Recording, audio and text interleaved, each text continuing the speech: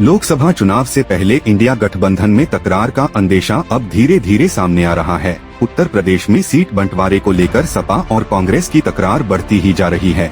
हाल में सपा मुखिया अखिलेश यादव ने यूपी की कुछ सीटों पर वीआईपी नेताओं के टिकट फाइनल कर दिए थे, जिसके बाद से सियासी गलियारों में इंडिया गठबंधन की अंदरूनी कलह को लेकर चर्चाएं शुरू हो गई थीं। चर्चा है कि अखिलेश यादव अपने कुछ मौजूदा विधायकों को भी चुनाव मैदान में उतारने की रणनीति बना रहे हैं, जिसके बाद कांग्रेस ने भी यूपी की 3 दर्जन सीटों पर दावेदारी पेश करके अखिलेश की मुश्किलें बढ़ा दी हैं। दरअसल अखिलेश यादव कांग्रेस को यूपी में केवल 8 से 10 सीटें ही देना चाहते हैं। वहीं कांग्रेस प्रदेश की कम से कम 35 सीटों पर चुनाव लड़ने की दावेदारी कर रही है। सीट बंटवारे पर सपा कांग्रेस के रुख से इंडिया गठबंधन में शामिल दलों में टकराव के आसार बन रहे हैं।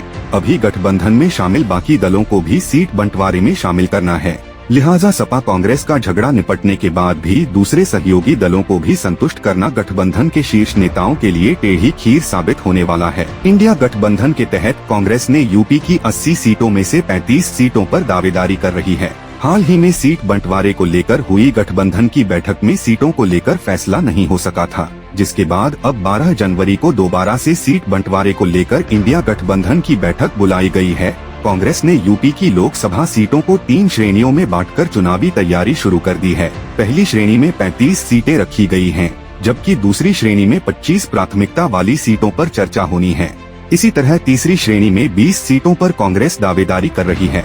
इन सभी सीटों पर संभावित उम्मीदवारों के वोट बैंक की स्थिति और सियासी समीकरणों का ब्यौरा लेकर कांग्रेस प्रदेश अध्यक्ष अजय राय इन दिनों दिल्ली में डेरा डाले हुए हैं। यूपी कांग्रेस प्रभारी और राष्ट्रीय महासचिव अविनाश पांडे समेत गठबंधन के राष्ट्रीय नेताओं की मौजूदगी में सीटों पर मंथन हो चुका है। एक दिन पहले ही सपा के राष्ट्रीय महासचिव रामगोपाल यादव और कांग्रेस प्रदेश अध्यक्ष अजय राय की मौजूदगी में बैठक हुई थी, जिसमें यूपी से जुड़े विभिन्न मसलों पर चर्चा हुई, लेकिन सीट बंटवारे को लेकर कोई नतीजा नहीं निकल सका है।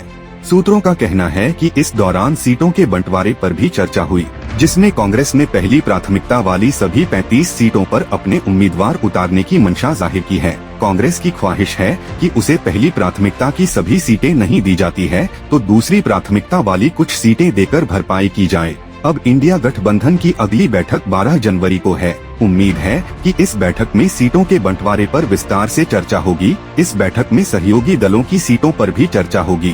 कांग्रेस के प्रदेश अध्यक्ष अजय राय का कहना है कि हर मुद्दे पर बातचीत हो रही है। 12 की बैठक के बाद सीटें तय होंगी। हालांकि अजय राय सीटों की संख्या पर अभी कुछ भी बोलने को तैयार नहीं है। कांग्रेस की पहली प्राथमिकता वाली सीटों में बरेली समेत रायबरेली, अमेठी, सुल्तानपुर, सहारनपुर, मुजफ्फरनगर, बिजनौर, मुरादाबाद, अमरोहा, अलीगढ़, फतेहपुर सीकरी, खीरी, उन्नाव, फर्रुखाबाद, कानपुर, झांसी, फूलपुर, कैसरगंज, महाराजगंज, घोसी, जौनपुर, वाराणसी, गाजीपुर, लालगंज, संत कबीर नगर, बाराबंकी, बांदा, मिश्रिख, प्रतापगढ़ और जालौन शामिल हैं। रणनीतिकारों का मानना है कि अगर जल्द ही सपा कांग्रेस के बीच सीटों के बंटवारे पर रार नहीं थमती है तो यह लड़ाई लंबी खींचने के भी आसार नजर आ रहे हैं।